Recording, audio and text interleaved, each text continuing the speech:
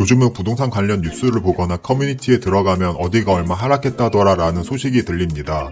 이렇게 하락을 하니 다주택자이거나 무리해서 투자한 분들은 힘든 시기를 겪고 있습니다. 저도 다주택자라 제가 가진 아파트 가격이 떨어져서 기분이 좋지만은 않은데요. 그렇다고 마냥 기분이 나쁘지도 않습니다. 그 이유는 다음 상승 사이클이 점점 더 가까워지고 있기 때문입니다. 저는 부동산 상승장의 중후반부인 2019년도부터 투자를 시작했기 때문에 그 앞에 서울 수도권의 엄청난 상승을 경험하지 못했습니다. 하지만 지금 하락기로 접어들었다는 뜻은 다음 상승기가 오고 있다는 뜻이기도 한데요. 부동산 하락률이 크고 길면 상승률은 더 큽니다.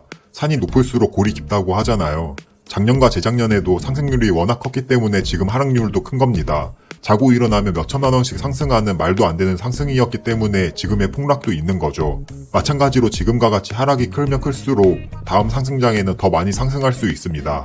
저는 그 상승장을 잡기 위해서 지금 오히려 부동산 공부를 더 많이 하고 있습니다. 다음 상승장이 왔을 때 그 기회를 잡는 사람과 못 잡는 사람의 차이는 엄청날 것입니다.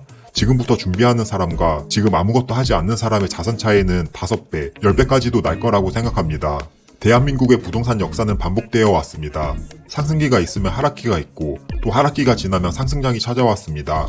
특히 상승이 크면 클수록 하락도 크고 하락이 크면 클수록 상승도 컸습니다. 그리고 물가는 계속 오르기 때문에 땅값과 아파트 자산의 가격도 우상향해왔죠.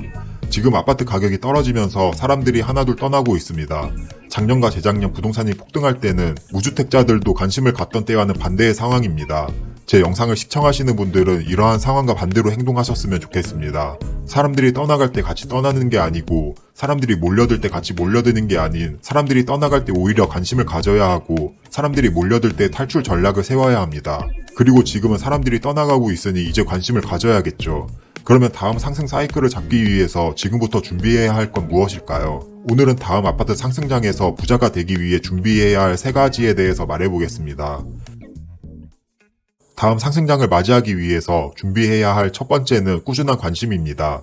너무 당연한 말인 것 같지만 꾸준히 관심을 갖는 게 가장 어려우면서도 중요합니다. 아무리 지금 공부를 열심히 한다고 해도 계속 관심을 갖지 않으면 소용이 없습니다. 만약 관심을 갖지 않는다면 부동산 가격이 바닥일 때와 무릎 아래일 때는 조용히 지나갈 겁니다. 그리고 관심을 갖지 않던 나에게 부동산 투자 이야기가 들리고 내가 관심을 가질 때쯤은 허리 이상 왔을 때겠죠.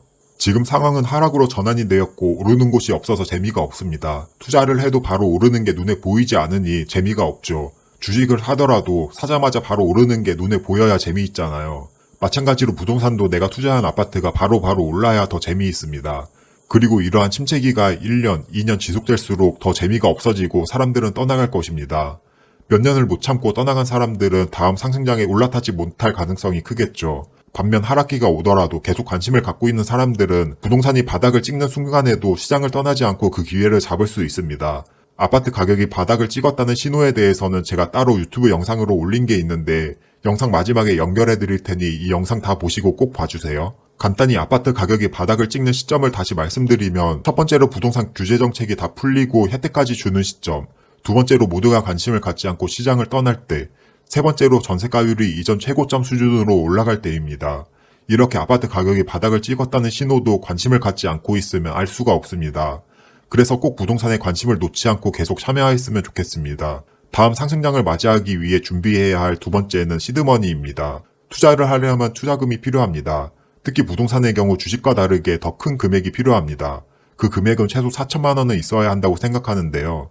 분양권을 계약한다고 하더라도 4억 분양가의 10%인 4천만 원은 있어야 하고 갭 투자를 해도 넉넉 잡아 4천만 원 정도는 있어야 한다고 생각합니다. 물론 상품성이 좋지 않아서 매매 가격이 낮은 물건들은 갭이 더 적겠지만 이런 아파트들은 잘 오르지 않을 수도 있고 난이도도 더 높습니다. 차라리 갭이 조금 더 들더라도 상품성이 좋은 아파트에 투자를 하는 게 초보자 입장에서는 더 낫습니다. 시드머니는 많이 모으면 모을수록 좋습니다. 그리고 시드머니를 모으는 최적의 시기가 부동산 하락기 또는 침체기이죠. 내가 돈을 모으는 동안 자산이 저렴해지고 있다니 얼마나 좋은가요? 하락기에는 충분히 돈을 모으고 돈을 모았다면 저렴해진 자산에 투자를 해야 합니다.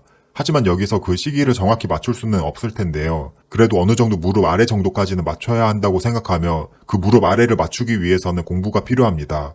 그래서 다음 상승장을 맞이하기 위해 준비해야 할 세 번째는 공부인데요. 제가 첫 번째부터 공부를 하라고 하면 바로 뒤로 가기 누르실까봐 마지막에 넣었는데 그래도 중요한 내용이니 계속 들어주세요. 아무리 부동산 시장에 꾸준히 관심을 갖고 돈을 모아놓았더라도 공부가 안 되어 있으면 소용이 없습니다. 투자를 해서 돈을 잃기 딱 좋은 상태가 관심과 돈만 있는 사람들입니다.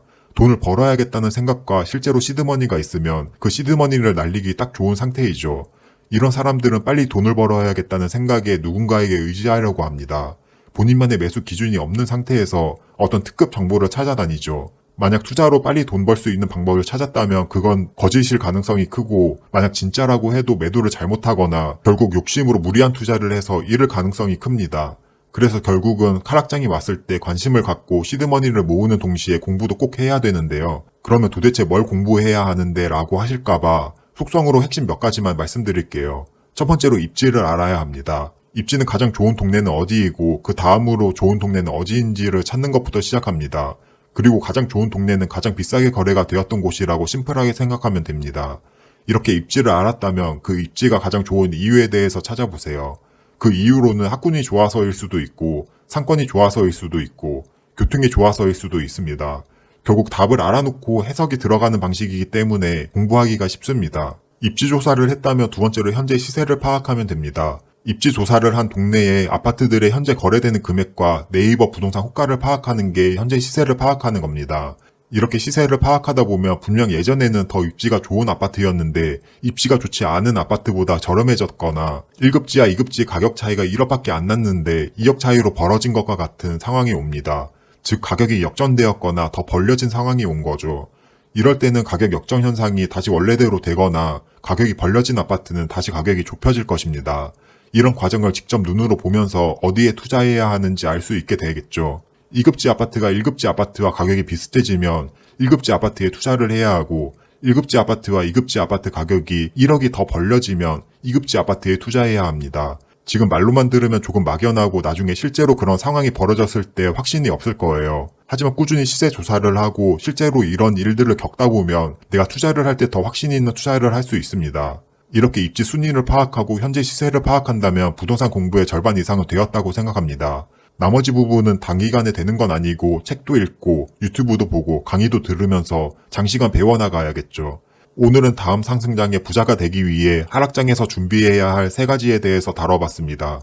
첫 번째로 꾸준히 관심을 가져야 하고, 두 번째로 시드머니를 모아야 하며, 세 번째로 부동산 공부를 해야 합니다. 제 구독자분들은 이 세 가지를 꼭 꾸준히 해서 다음 상승장 때 같이 부자가 되었으면 좋겠습니다. 그럼 오늘도 영상 끝까지 봐주셔서 감사드리고 도움이 되셨다면 구독과 좋아요 부탁드립니다.